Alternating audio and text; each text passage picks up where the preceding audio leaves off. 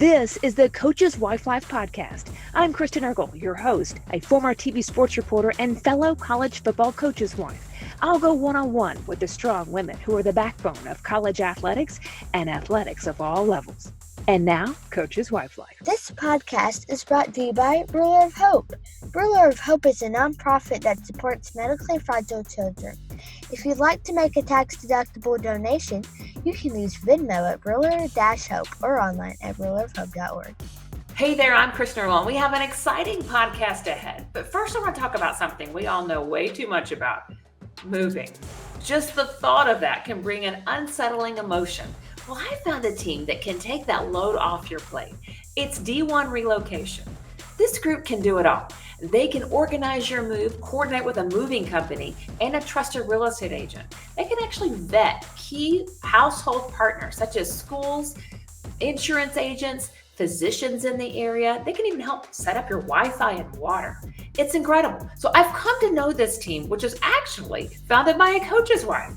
I think you should check it out, whether you're looking to move now or in the future. It's d1relocation.com. Now on to our awesome podcast. I am so thrilled to bring my first ever athletic director's wife on the podcast, Pam Carr, wife of Scott Carr, FIU Director of Athletics. Thanks for being a part of us. Thank you for having me, Kristen. I am so thrilled here. Okay, we're going to have so many questions for you, and my listeners are all coaches' wives pretty much, so they're like, wow, it's the inside scoop now. This will probably be the most downloaded one. Okay, but describe yourself on game day in 3 words. 3 words. Nervous, excited, and loud. I am very loud.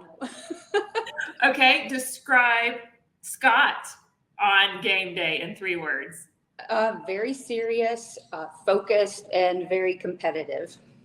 For sure. Okay. Now, this career has been incredible. He was named athletic director in December of 21. Prior to that, Central Florida as deputy AD. Prior to that, Auburn, senior associate AD for external, Southern Miss, Orange Bowl. When you look at, and some recent news with FIU, we'll get to that in a minute. Why do you think his formula has worked? Scott's integrity is amazing. He's always treated people the way he wanted to be treated, just relationships. And he's such a hard worker. And he's humble. I remember one time we were at Auburn and he met Katie and I. She was a baby. We were walking into the football game, and there was trash on the sidewalk, and he bends down and picks it up. And I was just like, oh my goodness, but he still does that to this day. If he's walking around the facilities and there's trash or something that shouldn't be there, he picks it up and finds a garbage can. I love it. Attention to detail and yes, humility there. Okay, so everyone, we got the attention of the world, pretty much, Mr. Worldwide. I have to ask you, okay, so a few weeks ago, as this is being recorded, you and Scott negotiated a deal with Pitbull being the first ever athletics venue with an artist possessing naming rights. The stadium now is called Pitbull Stadium. So give us the insight on that. That had to be the hardest secret to keep. Well, I had no part of it. Scott and Alex Kelly, they were, did all the hard work with that.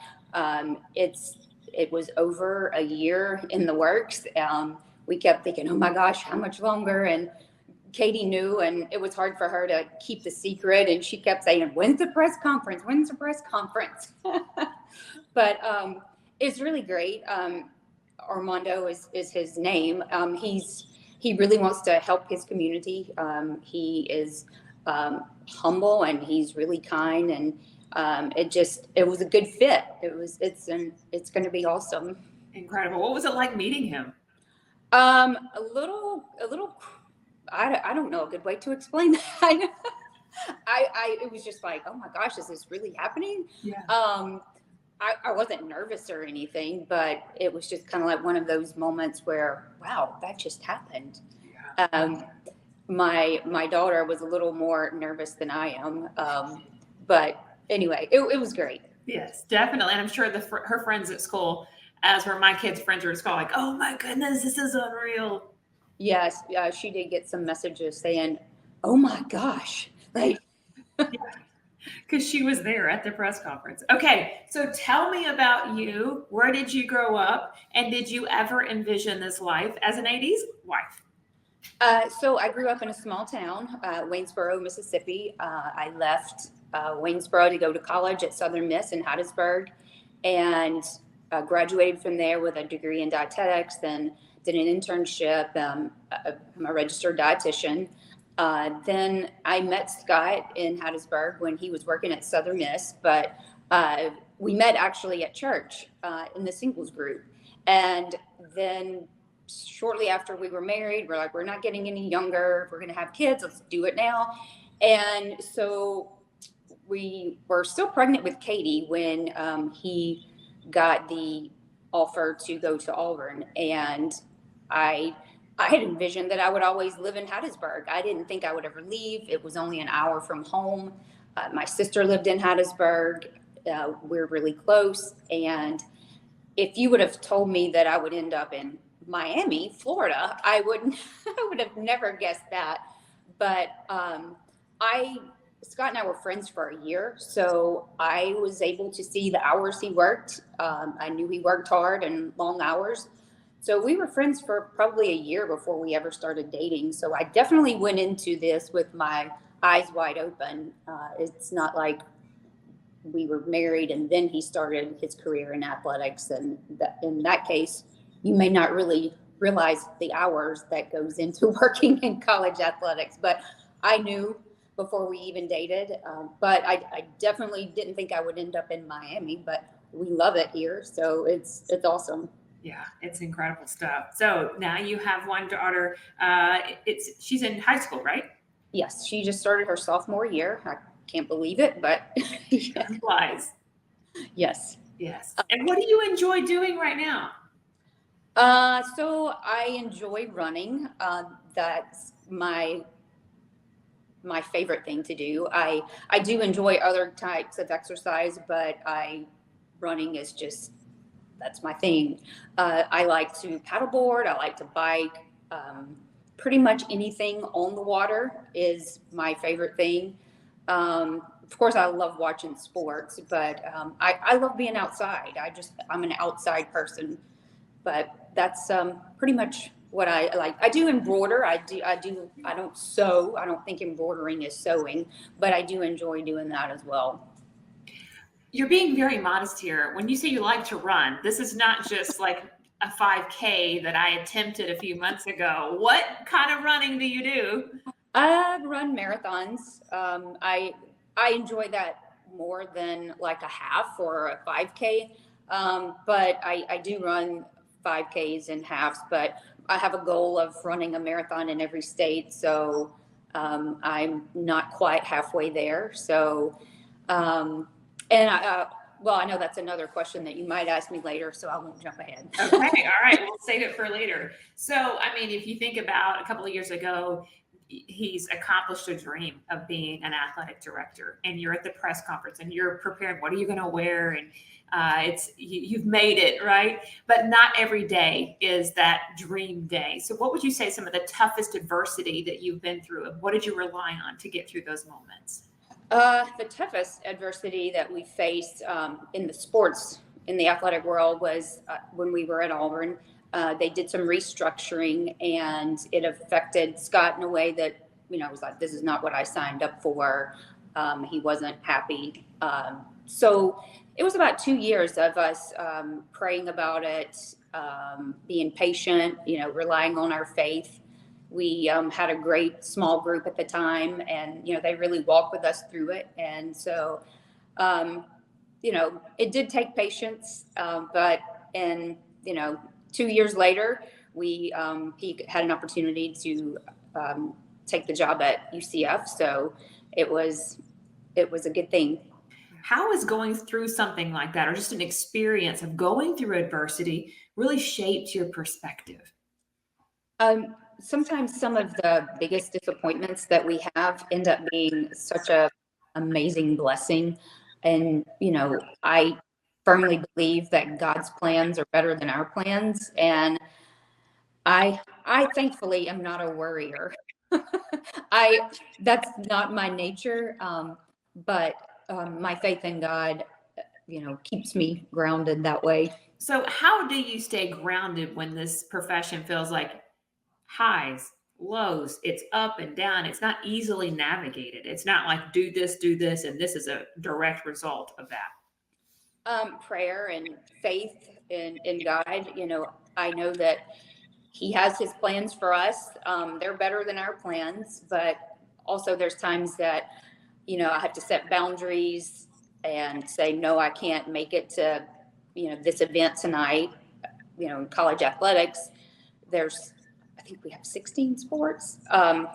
And so if there could be multiple 3-4 games in a week, sometimes that, you just can't make it all. And you have to set your priorities, and family, comes first. Do you feel like sometimes there's an expectation for you to be at everything, and then you have to navigate that? Because when coaches' wives, we think, okay, we have one sport, we go to every single thing. We sometimes don't even think about the administrative spouses and how they feel like, well, we're over all the sports, we should be at everything. I mean, is that a pressure that you have to navigate?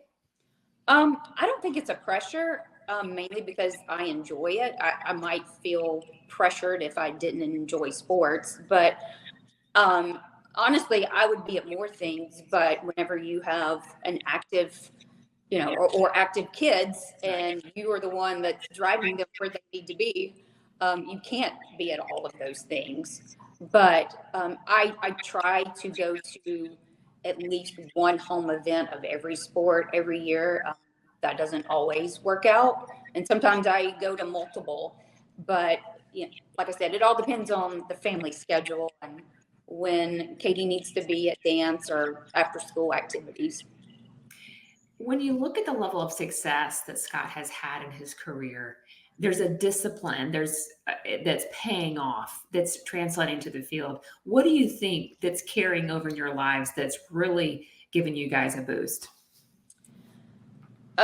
Just mainly just treating people the way you want to be treated, integrity, being driven, setting goals, for yourself, always wanting to improve yourself. And then if you look particularly at his career, who was the first person to give him a shot at leadership? And how do you think he proved that he was ready for it? Actually, it was down here in Miami at the Orange Bowl. Eric Palms, who is now is CEO of the Orange Bowl, Scott worked for him then, and also Keith Tribble, and they gave him a chance to oversee people here. And really, it's his work ethic. I mean, hard worker. I didn't know Scott then, but I have heard the story of, him driving home like at 3:00 in the morning one night because he was at the office working on the bowl manual. In the middle of the night. Yeah. So that's neat. What do you think that you have done, which I know you're very kind, you're probably not going to tell me, but there's obviously a support system that he has with you and Katie. But what are some of the things that you feel like that maybe is contributing to the success that your family is having? What would that be? I would say that, just supporting Scott in his career and being supportive and understanding of the hours that he works, and encouraging him. There's days that things don't go well at the office or in a particular sport, and our husbands need encouragement. And then I take care of everything at the house. He works, I don't work, and it just doesn't make sense, for me to work. And so I wouldn't say I'm responsible, but I take home the responsibility of taking care of things at the house. So he doesn't have to worry about that. When you think about, obviously people are always talking about this job, and as you move your career, obviously you moved from Southern Miss to Auburn to Central Florida. Those can be intimidating things like, what's the best next step for people? How do you make big career decisions? Well, first we talk about it and see if it's a good fit. If you take a job somewhere and it's not a good fit for your family, it's probably not going to be the best experience. So we think about, is it going to be a good fit for our family? Then we pray about it. And even with our oldest daughter, who is 31 now, she only had to go through one move with us, but we've just never told our kids about a job possibility until there was actually a job offer. You just didn't want them to be stressed about, are we going to move or not going to move, when it might not actually happen. That's really smart, because that can build some insecurity in them, where they go, how's this going to pan out? What would that be like? I mean, that's unnecessary emotions for sure. Now you're an AD's wife, and firsthand, I can tell you, it's been incredible to get to know you and Scott, and you're so intentional about the way you interact with wives. And so what are some of those things that you've tried to do, or maybe you've seen done on other staff, that you were excited to implement here? Well, I can't take any credit. I've just watched other athletic directors' wives that we've been under over the years, and just kind of said, oh, this is really cool. It means a lot to me. And we've tried to do the same here. We've always kind of thought as the athletic staff like our extension of our family. I mean, we spend so much time with them, especially Scott, but we want people to know that they're important. They're important to Scott's success. He can't do it, without his staff. And we, once a year, we have the staff over and their families, or his senior staff, executive staff over, and, we provide meal, and, kids can come swim in the pool, and just, a time of not talking about work, Some other things that are meaningful that I still like to do is, we haven't done this yet. We bought a house that needed a lot of renovation. So we're finally at a point where not much else needs to be done, and I'm okay with people being here. But just one of the stops we were at before, we had an all football weekend, and we invited the executive staff, or we were part of the executive staff that was invited over to pizza and watch the football games. We haven't done that yet here, but that's something that we plan to do. And then there's been times that we had Thanksgiving together as executive staff, because when you're here in Miami, your family's not close. So it's not fun to be, Thanksgiving with just your family. And I cook a lot. So whenever I cook for Thanksgiving, I don't know how to cook small.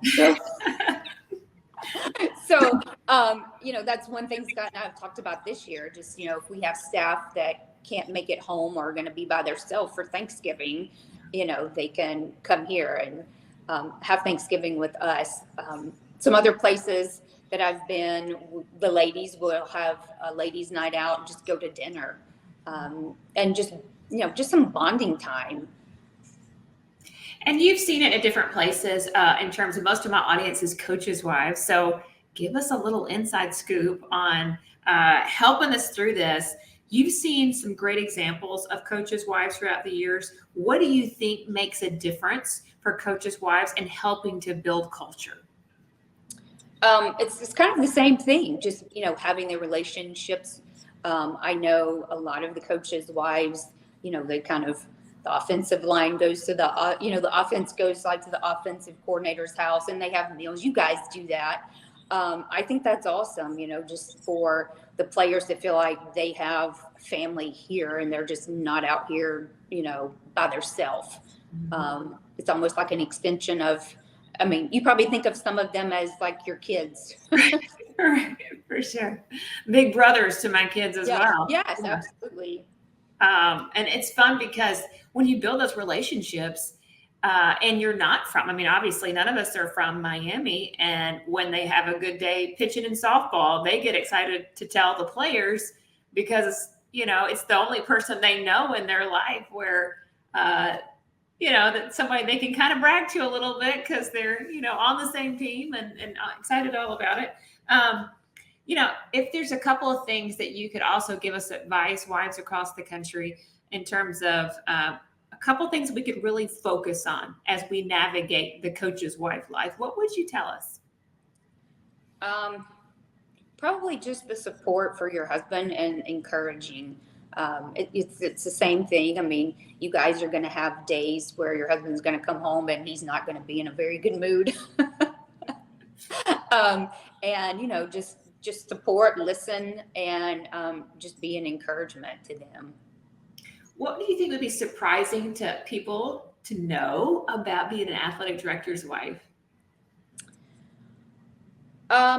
Well, I guess it's double-edged there. If you ask someone that was in the college athletic business, they'd probably give you one answer. And if you were talking to someone who knows nothing about like the inner workings of college athletics, it would be a different answer. But I personally have a hard time paying someone to do something I can do. So I literally cut my own shrubs. I do my own yard work. I don't cut the grass, but I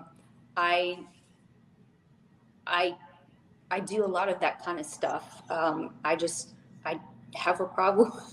I even trim the leaves, the tree limbs. I like being outside mostly, but I don't like paying someone to do something that I can do. It just, I don't know why. That is surprising, actually. Like, not to me, because I know you, but to others, I don't think anybody would think the AD's wife is out there trimming her own trees. Yeah. I did grow up in a small town, and I was a daddy's girl, so I followed him everywhere he went. So I'm the handy one at the house, and I like to fix stuff. So anyway, those Mississippi roots. You cook a lot of food at Thanksgiving. Yes. Yeah. Yes.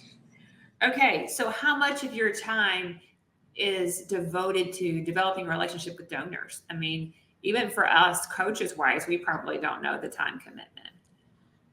Well, I would say it's probably different at different schools. When we first got here, there wasn't a huge donor base. It's something that they're really working strongly to increase. But as far as time, Scott spends a lot more time with donors than I do. But just with Katie's schedule. But we host donors at the suite, so we do that. Donors go on road trips, especially for football. So you're interacting with the donors there, and then. We haven't started this yet, but we plan to this year have donors over for an event at our house. I feel like I'm forgetting a few other things, but those are like the main things, is, just entertaining at the suites and the road trips, going to dinners, that kind of thing. A lot of ability to do a lot of small talk. Yeah. Yeah. And a lot of connecting with people, a lot of fun. How do you maintain balance? It never shuts down. You're not in charge of one sport. It's 16. You could be at something all the time. How do you stay balanced? Well, sometimes you just have to learn to say no.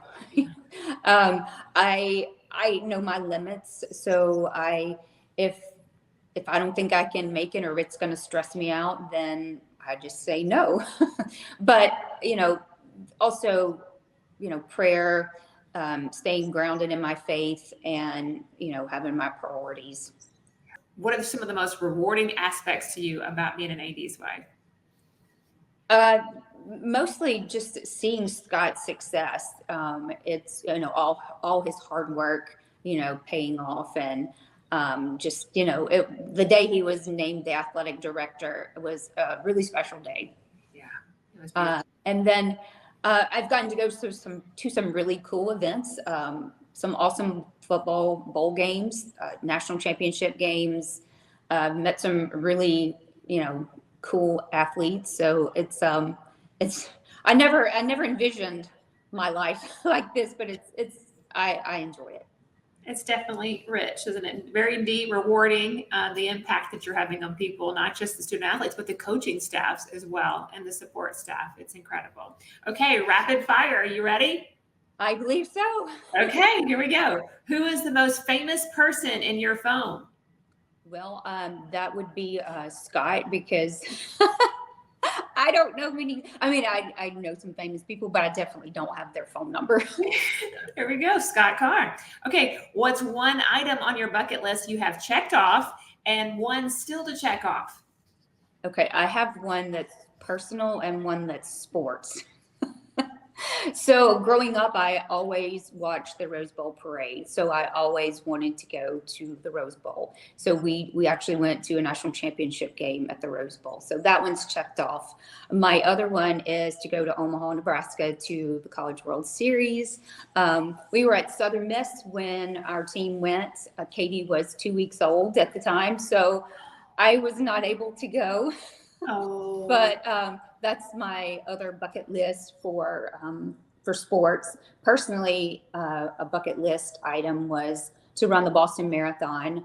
I've done that, and now I just keep adding more.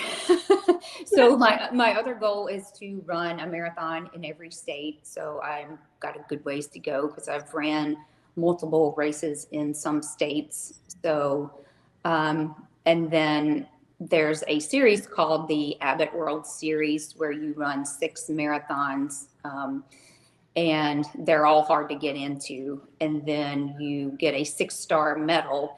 And I've ran all the ones in the US, the ones that are international are harder to get into. So you have to fundraise for a charity to get in some.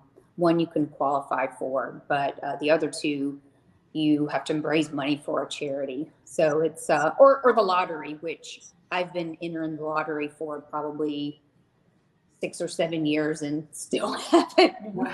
my name still hasn't been drawn. So I hate asking people for money. So to have to run as a charity and ask people for money is going to be difficult, but I'll have to do it at some point. That's incredible. How many have you run? So I knew you were going to ask me that, so I actually had to look it up. Okay. I ran 28 marathons, but I've only ran in 18 states. So in November, it'll be 19 states. So it's I only run 2 a year, one in the fall and one in the spring. So I have a little ways to go. And you inspired me. I ran my first 5K, and you said that's how you started. It is, yes. I started running. Scott and I ran a 5K in Hattiesburg as a fundraiser for someone who had leukemia. And so, we started that morning, and he was like, "Can we run together?" And I was like, "Oh, sure." I mean, I don't like running with someone. I just like to be by myself. And so in his head, he was like, "Okay, we'll run together for a little bit and then I'll leave her." And it didn't work out that way. I beat him pretty. You beat him. And funny enough, he proposed to me that night. And I was like, well, if I'd known he was thinking about proposing, I wouldn't let him beat me. Wow,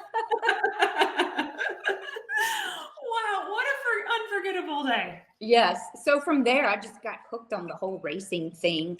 I ran a half marathon in New Orleans, and I walked away from that going, I don't know why anyone would ever run a marathon. I have no desire.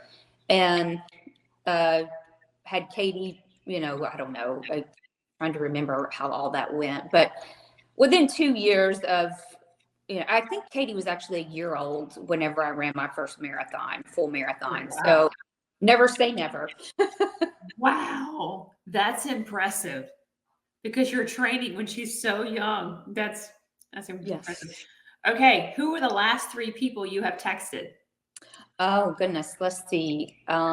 You, because my computer froze, so I had to text you. Scott and Katie. There you go. Funniest account you follow on Instagram? There's actually a couple. So Only in Dade is not always funny, but it's like unreal. You're like, I can't believe that's really happening. So it's entertaining. I'll say that. It's very entertaining. And then the qualified captain is one.